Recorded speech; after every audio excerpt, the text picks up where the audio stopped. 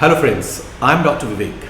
Today's video is all about cost of hair transplant in India and how to choose a right hair transplant clinic in India. The cost of hair transplant in India varies from rupees 20 rupees per hair graft to rupees 50 per hair graft. Of course, there will be 5-10 clinics who may charge 50, 75, 100 or more. But on an average, 20 rupees a hair graft to 50 rupees a hair graft. A hair graft, on an average, we say 2 hair follicles. So you may require 2,000 hair grafts. You may require 3,000, 4,000 or 5,000 hair grafts. For example, if you're just bald at the frontal level, you may require 2,000 hair grafts. If you're bald at the mid-scalp level, you may require around 3 to 3,500 hair graft. If you're bald at the beginning of the crown, you may require 4,000 to 4,500 hair graft. And if you're bald even at the crown and the vertex, you may require 6,000 hair grafts. Now dear friends, the cost should be considered later. First of all, you have to choose the right clinic. Okay? Once you've chosen 2-3 right clinics, then you can negotiate and talk to them about the cost. Cost should not be the consideration for choosing your hair transplantation because the number of hair grafts at the donor or beard or body are limited. You cannot keep doing again and again because they're very precious. They don't grow back. Whatever graft have been taken and implanted, they won't grow at the back. So remember, your grafts or hairs are limited to be transplanted. You may need 1, 2 or 3 transplant sessions in your life. So every graft is important, so cost should not be the first consideration. First should be how to choose a right clinic, how to give yourself in a safe hands. So this is what I would do if I wanted to get my hair transplant done. This is how would I go about auditing or scrutinizing various clinics. So point number 1, I'll go to the website of the clinic, I'll go to the YouTube channel of the clinic, I'm going to go to the reviews of the clinic, I'm going to see the Instagram, Facebook of the clinic. First and foremost, I'll find out who is the doctor concerned. The clinic should be at least 5 years old. Even if it's a plastic surgeon, dermatologist, the clinic should be 5 years old. So they must have sufficient experience to do the hair transplantation.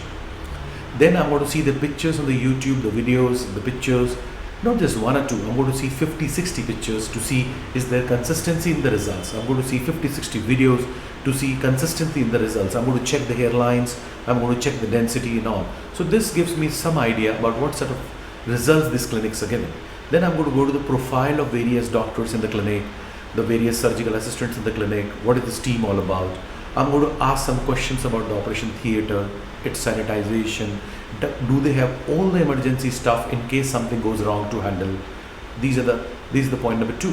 Then I'll also inquire, do they have an anesthetist during the surgery with them, because any surgery can have a serious complication or a serious risk, although it seems simple surgery, but it may have. So I would always like to do in a clinic or a daycare center where there is an anesthetist present to handle any emergency. Then I'm going to speak to at least 3-4 patients, take the numbers from them or meet them at the clinic and check their results. When did they get done? What sort of hairline they had? What sort of density they have? How is the donor? So I'm going to meet 2-3 patients or talk to them. Okay. After that, I'm going to discuss with the doctor. I may have a video consultation, I may have a personal consultation. I'm going to discuss with the doctor regarding the technique used. Now within FUE, there are many modifications happen, which I'll discuss in the video subsequently.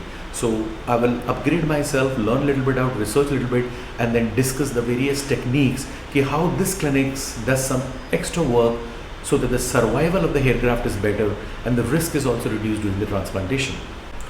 Okay. So now let's discuss why does a clinic charges more to you and another clinic charges less to you.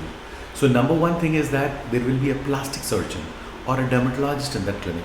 Now plastic surgeons take 12 years of education before he comes to practice. A dermatologist take around 9 years of education and specialization to come to practice. And even after that, in majority of the medical colleges, hair transplant is not taught because it's a cosmetic procedure. Then they have to do a fellowship in India and abroad, attend the best of conferences. Only then they are ready to perform hair transplants, both the dermatologists and the plastic surgeons. Now one more thing, a clinic should be at least 5-year-old. Even if it's a fresh plastic surgeon or a fresh dermatologist, he should have done at least 3, 4, 500 cases. Only then he develops the right skill and the right competence to give you great results. On the other side would be illegal clinics, non-qualified doctors, just technician-based works. So you understand how much he has to put in, that's the reason he charges you, and how much they have to put in, that's the reason they charge you less. So the most important thing is that, which started from India, it's called Instant FUT hair transplant. Some call it some other name, some call it simultaneous FUE, different people will call it different name. But only very few doctors have started this technique. But let me confirm you that in 1, 2, 3, 4, 5 years, most of the clinics will be doing instant FUE. What is instant FUE? See, when we take, first of all, we make slits where the grafts are supposed to be placed, okay? After that, the grafts have to be taken out, the hair graft. Now imagine if I cut my finger, immediately it has to be fixed, otherwise it may die. So the moment the hair graft is taken out, its blood supply, it has got a blood supply, its blood supply goes away. Within 3 to 5 minutes, ischemia, lack of blood supply, getting into anaerobic metabolism, lactic acidosis, a lot of changes occur in the cells of a hair follicle. It may die. Of course, there are certain solutions where you can put it and support it, but we don't believe totally in those solutions. They may be of help, but we have gone one step further. At our clinic, the doctor would stick out the graft and implant the graft simultaneously. Means there is hardly any time for the blood supply to go off and blood supply to come back. So that's important. That's called instant FUE, reduced out of the body time or out of the scalp time of the hair grafts. Now when we put the grafts here, it takes around 5 to 6 days to get some sort of blood supply. Initially, it is the serous fluid over here which is going to supply the oxygen and the nutrition. We also give special nutrition for 7 days to pour into the scalp where transplantation is done, so that the ATP, the energy, the glucose, the amino acids, and a lot of other factors, antioxidants, so that the graft when placed, 5-6 days it takes time to settle, get its little blood supply. In 2 weeks it gets most of its blood supply. So we have a special post-transplant care so that the graft should survive better, it should not get rejected. So this is the unique thing about Amagen, that is instant FUE and special care post-hair transplant for a great graft survival. Otherwise, so you should ask this question, in many clinics it's 2, 3, 4, 5, 6 hours in a solution the graft is kept out. And let me tell you, those patients who come to this clinic, great. Those who don't come, we have no issue. They can contact us. We have friends all over the nation. We can guide you which is the right place to go, because we have the experience, we know these people. So we can also guide you in different cities which is the right and the top 5 clinics in different cities. And of course, if we recommend you there, they're going to give you at much lesser cost.